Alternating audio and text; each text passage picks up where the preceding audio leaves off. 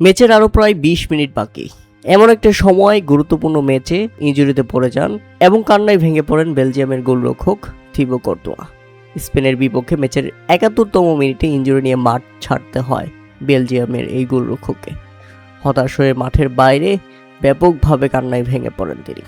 তাতে সুযোগ পেয়েও ভরসার প্রতীক হয়ে উঠতে পারেনি বদলি গোলরক্ষক সানা লমেন্স, বরং তার ভুলের মাসুল দিতে হলো এবং শেষ পর্যন্ত আবারও ম্যাচের নায়ক হয়ে উঠল স্পেনের মিকেল মেরিনো। এই সুপার সাপের শেষ গোলে বেলজিয়ামকে হারিয়ে বিশ্বকাপের সেমিফাইনালে পা রাখল স্পেন। হ্যাঁ দর্শক, কোয়ার্টার ফাইনালে 2-1 গোলের ব্যবধানে স্পেন হারিয়েছে বেলজিয়ামকে। বেলজিয়ামের জন্য সত্যি দুঃখজনক ব্যাপার, দারুণ লড়াই করেছে তারা। তবে মিকেল মেরিনোর শেষ মুহূর্তের চমকে 2026 বিশ্বকাপ থেকে বাদ পড়তে হলো বেলজিয়ামকে।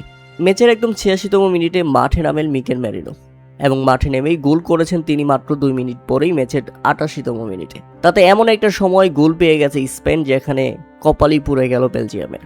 পর্তুগালের বিপক্ষে শেষ দিকে বদলি ফুটবলার হিসেবে মাঠে নেমে স্পেনকে জিতিয়েছিলেন মিকেল মেরিনো। সেই ম্যাচের পুনরাবৃত্তি যেন বেলজিয়ামের বিপক্ষে আজকের ম্যাচও।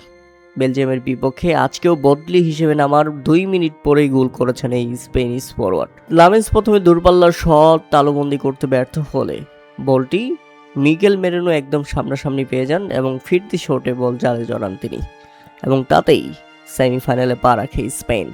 তবে এই ম্যাচের দৃশ্যপট আলাদা হতে পারত ম্যাচের চিত্রটাও, যদি ম্যাচের 62তম মিনিটে রেফারি সেই হ্যান্ডবলটা ধরতেন এবং তাতে পেনাল্টি পেয়ে যেত বেলজিয়াম। তাতে এই ম্যাচে গোল সমতা থাকতো এবং আমরা পেনাল্টি শোটাও দেখতে পারতাম।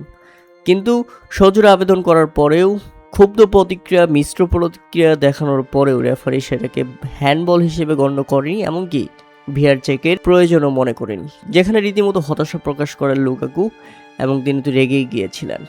রেফারির এমন সিদ্ধান্ত ব্যাপকভাবে হতাশ করেছিল বেলজিয়ামকে।